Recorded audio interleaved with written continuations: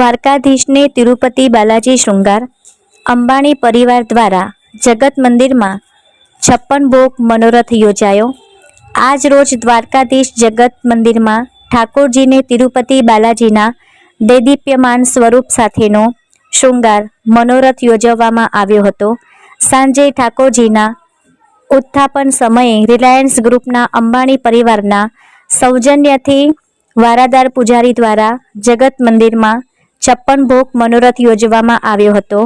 ઠાકોરજીના દિવ્ય સ્વરૂપ સાથેના 56 ભોગ મનોરથનો ઉપસ્થિત હજારો ભાવિકોએ લાભ લીધો હતો. તેમજ ઓનલાઈનના વિવિધ માધ્યમથી લાખો કૃષ્ણ ભક્તોએ આ દિવ્ય દર્શન નિહાળ્યા હતા. અહેવાલ અનિલલાલ, દ્વારકા. દ્વારકાધીશના આશીર્વાદથી અનંત અને રાધિકાના વેડિંગ સેલિબ્રેશન્સ સારી રીતે પતી ગયા.